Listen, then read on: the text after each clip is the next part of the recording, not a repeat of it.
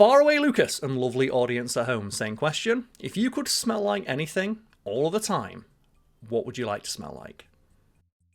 Well, it would definitely be a beautiful bouquet of flowers, Karl, of course. I'd choose cinnamon. I want you to know the bed feels so lonely when you're not in it.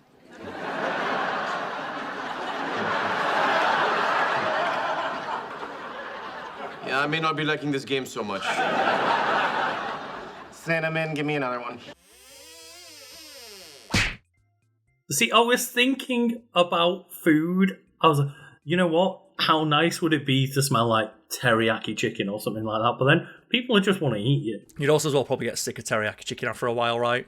So you got to pick something that you wouldn't ever get sick of. And I don't think I'd ever get sick of cinnamon grahams. Well, interestingly, one of my favourite perfumes I've ever had has smelt like Turkish Delight. I hate Turkish Delight, but that smell was really nice. Well, it's rose water, right? Like you were basically like that little shit from Lion the Witch in the Wardrobe, weren't you? Like a whole room of Turkish Delight.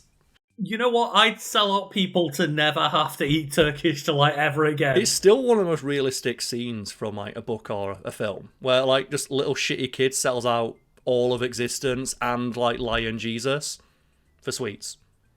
Even like the White Queen's like impressed by it. I say, I can't believe this worked. I just offered him Turkish Delight and he sold out Lion Jesus. What a shit. Anything you'd like to eat? Turkish Delight?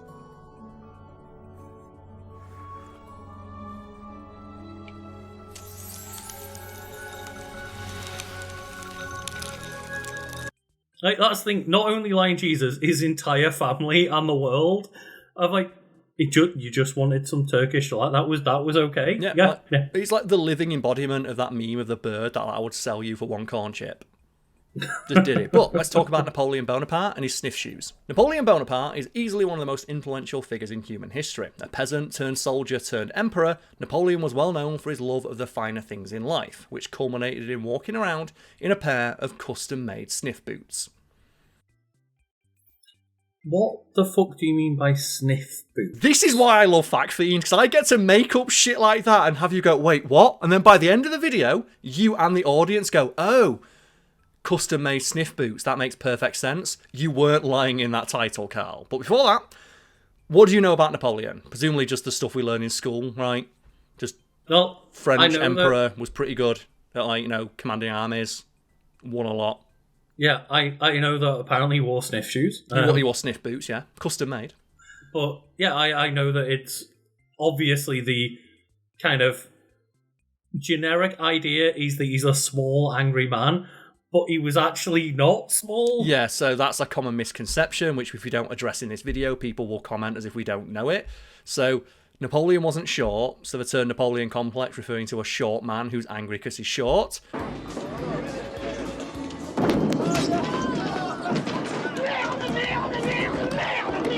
Isn't really accurate. Napoleon just had like an honor guard who were specifically chosen because they were exceptionally tall for the day. I think over 6 foot.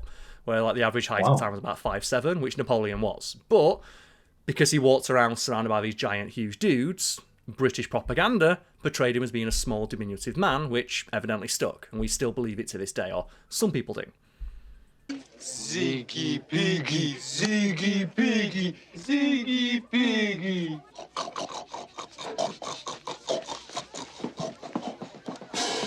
I mean, I'd feel pretty confident if I was a military mastermind, and that's one thing you've got to remember is all of this shit about Napoleon complex and him being short and stuff. Again, it was propaganda because like British people were salty that kept winning.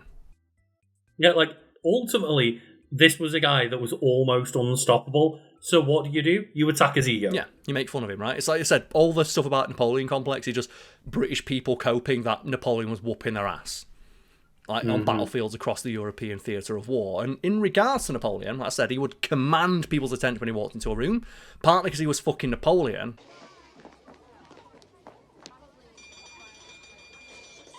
and two, because he was basically followed everywhere by this noxious cloud of sickly sweet smog. At the time Napoleon lived, rich people rarely bathed. I think this is known, right? People back then kind of smelled a bit. It's a bit of a misconception how much they smelled, People did smell. I can ultimately understand that running water wasn't the thing it was today, but rich people bathed less. They didn't bathe less, they just didn't bathe as much as they needed to. And it's to the point where some rich people would even buy baths that they'd never use just to flex on people that they had the ability to take one. As I said, running water was very difficult and very expensive, prohibitively so, for a lot of society for many, many years. And rich people didn't really see the need to bathe all that much. That's where you get the possibly apocryphal quote from Queen Victoria, I believe, of like, I take a bath every 6 months whether I need it or not. Compared to water from the river, the fermented piddle in Peacehill is up to a bit % better at removing stubborn dirt and grime. And it has the fresh smell of old pants. So try new Peacehill Non-Bio today. And before we move on, Lucas, right, we've just experienced a heat wave here in the UK, and I have been a sweaty Bo Betty. I can't imagine going for a day without a shower, let alone a week, months, as Napoleon would. That thing is pretty much at least every time I come back from like a shift running around at a restaurant, I'm like, dear God, I need a shower. Let alone, like, as you say, just pretty much like, every day, just it's sweaty right now. You want to make sure that you're keeping as clean and non-horrible feeling as possible. I just can't feel clean. After like one day of not showering, people back in Napoleon's time would go months. Like Napoleon himself would occasionally go months without so much as a rub, let alone a dub. Dude would have like a bath or a shower every couple of months. And as a result, like many people back then, he spent a lot of his time walking around smelling like shit. Which is one of those like uncomfortable truths about history, right? They have to come to terms with that. A lot of people back then probably smelled really fucking bad. These newfangled upstairs toilets are all very well, but sticking your bottom through a hole and pooing directly onto the street does have its disadvantages for the passers-by. Well, I remember it's a point that you brought up when we were talking on Wiki Weekends with our guest Jose about Mad Men on a podcast, and all three of us came to the conclusion of like, yeah, that must smell of like Mad Men in these offices where all they do all day, every day is like seemingly drink and smoke from 9 a.m. all throughout their entire workday as just norm. So for context, myself and Lucas run a second channel called Wiki Weekends, and we had an episode with a guest host, Jose, where we talked about Mad Men. And I watched the first episode of Mad Men and came to the conclusion that anybody who watches Mad Men and sees it as in any way aspirational is not watching the show. Because my number one takeaway from the first episode is that everyone in that show must fucking stink. And I singled out just Don Draper. The character of Don Draper in that first episode, he goes to work, smokes like 5 packets of cigarettes on the bounce in an office full of people also smoking cigarettes. Drinks like 15 fucking whiskies. Goes to a bar full of people who are also smoking and drinking, eats a steak. Goes to his mistress's house, smokes in bed. Wakes up in the morning, puts his suit from the day before back on, has his morning whiskey and goes back to work. It's like, he must fucking smell so bad. He must smell so bad. Another round? Wait, you still good with these, or do you prefer your beloved rye? Today, I'm on the Roger Sterling diet. Easy on the vermouth? Another dozen of these? Me as well. And then there's also just like the aroma of 1950s New York streets and subways and shit, right? Of like, that also must not help. But that's a conversation for another day. Back to Napoleon. Something that made the fact he didn't bathe all that much surprising is that he reportedly had a very keen sense of smell. So much so that, when he'd not seen his wife Josephine for many, many months, he sent her a letter a few days before he arrived home, specifically instructing her not to bathe. Do you know why? Because he was a freak. And he wanted all that woman up in his nostrils. That's a real letter that Napoleon wrote. I don't feel comfortable about that information. Do you know what happened, though? History's not always nice, Lucas, and Napoleon wanted to sniff that 5-day-old unwashed cooch. You've just got to live with that knowledge. That's in your brain now forever. Fuck you. People can't see my face, but it's not a pleasant look. It's not right a pleasant now. one, is it? And do you know what? That's probably on the face Napoleon made. He probably smiled when he smelled it. Lucas is doing the face. Napoleon was probably doing the big goofy, like, hell yeah. Let me get in there. Give me that. Give me that. What? Give me that. My food? I'm joking. Anyway, in an attempt to remedy the fact he constantly smelled like shit, Napoleon would wear an excessive, cartoonishly excessive, I'd say, amount of cologne. Specifically, the original cologne, at least according to the people who make it, Eau de Cologne. And I have like a small sample of it here. This is from Germany. Do you want to guess where in Germany, Lucas? Hamburg. Do you want to take a second guess? I know you know the answer, Cologne, but people might not think you course. know the answer. Of course, it's Cologne, but like, I'm impressed that you went all the way to Cologne to just get this for that. It's not. No, I bit went to of the Cologne gimmick. and they gave me like this small bottle. And I've never used it because I don't think it smells that nice. But it's nice to have just as part of like my. And when I went to the factory, they gave me this shit for free. In Napoleon's day, one bottle, admittedly bigger than this one, would cost the equivalent of several hundred, if not several $1,000s. So, what you're saying is this video is sponsored by Cologne? It's not right? now, but it's just now. I happen to have it to serve as an example. Of course. So Napoleon was spending hundreds, if not thousands of dollars every single day because he used a bottle per day to make it a bottle a day every day. Because apparently wiping himself clean with a swan every day was something that would be too much of a peasant activity. Rather, Doom's demands are officially rejected. That posturing corn-fed commoner is calling my bluff, eh? A bottle per day. And it's to the point where Napoleon would basically spend all day, every day that he wasn't actively engaged in conversation or battle, splashing it on his person. Sometimes even he'd take the bottle and just splash it on his face, like a fucking bottle of Gatorade or something like that at the end of like a football game. Like, a couple of spritzers, cool. A bottle, you Per walk past day. that person and you start choking out. Like, obviously, they might not be as strong back in the day, but... It was stronger. That's the thing, it was stronger. Oh, shit. Because it had to be. Because people smelled more. And Napoleon used a bottle per day. And that's maybe the most decadent thing he'd do. Like Napoleon, do you know when I said like wiping his ass with a swan would be like, you know, peasant activity? Do you know when Napoleon got coronated? That morning, first things first, people got woken up by the sound like 40 fucking cannons going off at once at dawn. Then he walked to the church wearing a £20, weight-wise, ermine cape that was several dozen feet long. Encrusted with diamonds and jewels. Ermine? I'm not familiar with ermine. Well, it's a very soft and adorable animal.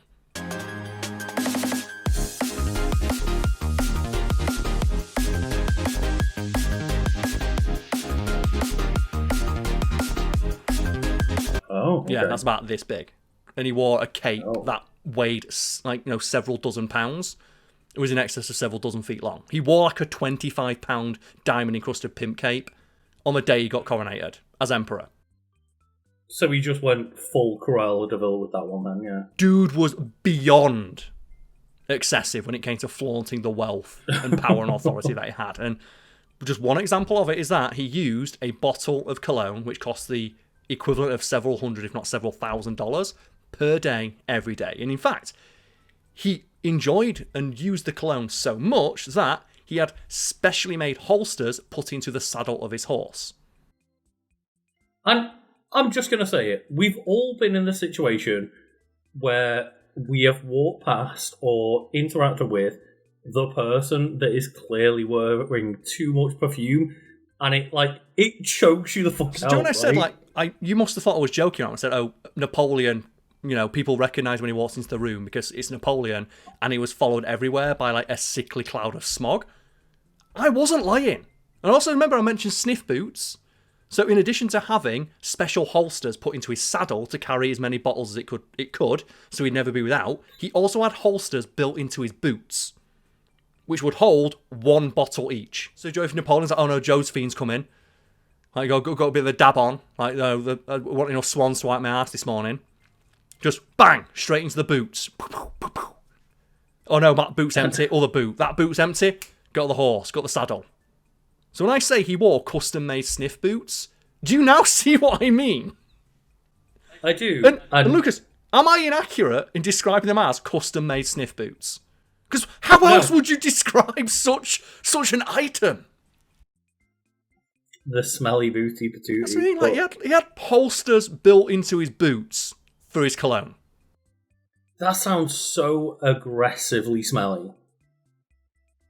Just not only... You know when people think that, like, aftershave will cover up the fact they haven't had a shower? Pro tip, it doesn't. It doesn't, but imagine that. But you exaggerate it to the point where you haven't had a bath or shower for weeks or months, and then you just bathe in cologne instead. It's like I said, I can't imagine what it smelled like. And I think it's a facet of history that's often overlooked because it's one of the senses that it's really difficult to, like, portray, right? You can, like, you can visualize something, you can hear something, I suppose, but it's really difficult to, like, imagine what something would smell like without an example. And like I said, it would douse himself with a bottle of this shit per day, every day, in clothes that weren't washed, on a body that hadn't been washed. Again, pro tip, it doesn't cover it up. It doesn't work, but you know what? Maybe the answer is we're not using enough. Like, we use like a few sprays. Maybe if they got the entire bottle and just dumped it on themselves, like they just won, like, the Super Bowl or something, maybe then it works. Instead of Gatorade, it's just aftershave.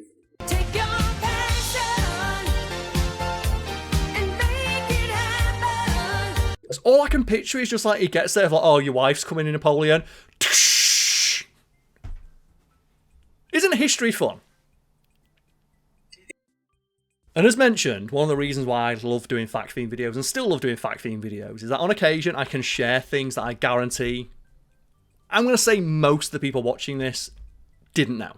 Did you know that, Lucas? You said you knew about Napoleon from, like, Reputation. Did you know, maybe not even the specific facts in the title of him wearing custom-made Sniff boots, did you know that he just, like, wore a bottle of aftershave every single fucking day? Well, I certainly didn't know that he commanded his wife to not wash. Oh, like... Yeah. That stuck with me. That does not feel good to know. know. It stuck with as well, Napoleon. And do you know what, one little fact I like about Napoleon that I probably couldn't make into a video, but I prefer facts like that because they help you imagine a historical figure as a rounded person who actually exists rather than, like, a cartoonish, like, cardboard cutout. Is that Napoleon really, really liked France? As you might imagine, he was the Emperor of France, but he liked France so much that he would go out of his way at parties and stuff to deliberately ruin the dresses and outfits of anyone not wearing something made by a French designer. And his wife knew this, and she was annoyed by it, and it's reported that his wife would, like, beg him not to cause a scene if someone came to one of their parties not wearing a French designer, and Napoleon would always promise not to do anything and then spill wine on their dress on purpose. And it's such a petty little thing, but at the same time, sure, it adds to the mystique around Napoleon, right? He was that much of a dick shit that he'd just do that. He'd intentionally spill wine on people who didn't wear French outfits. Yeah, he's just there like, oh, you're not wearing Gucci? Fuck you. Where's your £20 ermine cape encrusted with diamonds? This shit ain't Yves Saint Laurent. What's going on? Just and again, it's a little thing, admittedly, yeah. But it's those little things about historical figures, I said, that help you imagine them as people, not, like a cartoonish cutout. Now, what do you think if he turns up to a party one day, there's a woman there in, like, a Primark dress? Well, I think he'd probably execute her. I genuinely think that might be an executable offence. Well, I said, if he saw someone wearing a dress that wasn't made by someone in France or made with, like, French materials or like to the French ideal, you just intentionally spill wine on it. Well, that's the thing is, like, if you turn up in, like, an Italian dress, that's offensive. If you turn up with something from, like, fucking Primark, it's not, no, you're done. It's just a minor thing, but sure, yeah.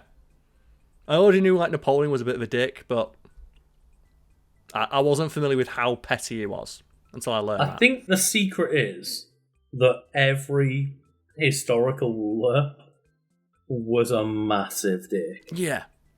Well, you kind of have to be, right? Like, they talk about that, like, to achieve any, like, degree of success, you kind of have to have sociopathic tendencies, because you need to be able to like ignore the people that you're stepping over and on top of to reach the top.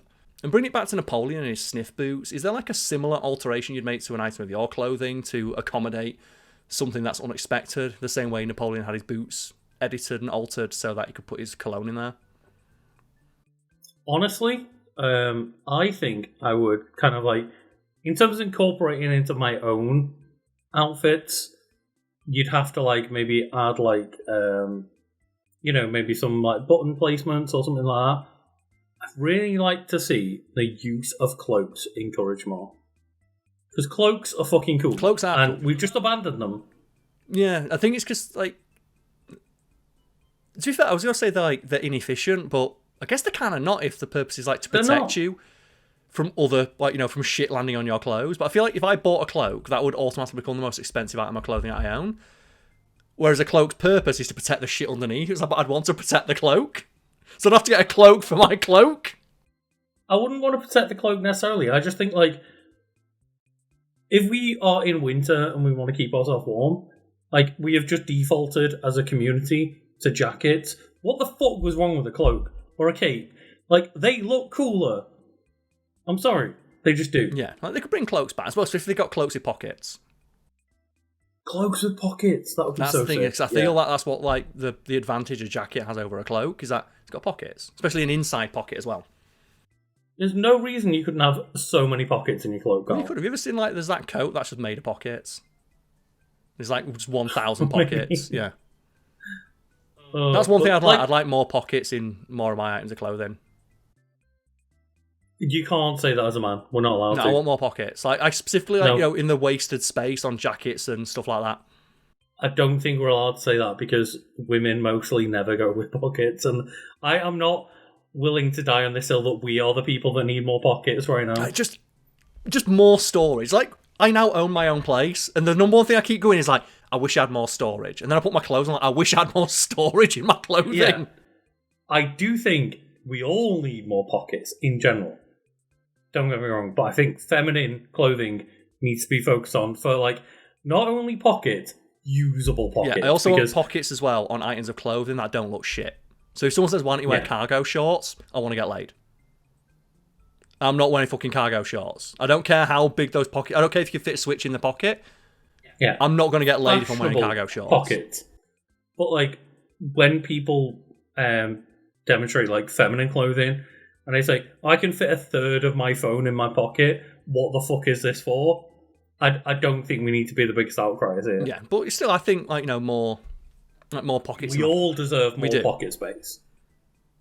So I remember, like, it was in high school, because my high school had to wear, like, a blazer, and I don't know what happened, but, like, I must have, like, put a pen in my pocket and it ripped the lining. So the inside of my pocket went all the way, the entire jacket became a pocket, and I remember, like, I didn't have to have a backpack for the last year of school, because I just put all my stuff in there. I still remember someone who accidentally ripped through one of their pockets on their inside, and they just used their entire jacket as a wallet, and they just had loose change around the bottom of their blazer jacket. And it works, right? And it was just... I mean, it worked, but they just walk around jangling change, right? I think as well, because I've got, like, a nice jacket that I bought, and something that threw me off when I put it on is, like, you can tell it's a nice jacket because you can't see, like, the lump of when you have, like, your wallet in your pocket. Because it's just really well fitted. And I went, oh, that's probably why this costs a lot of money, because that must take a lot of, like, specific design work to figure out the best place to put that so it doesn't show up when you're wearing it.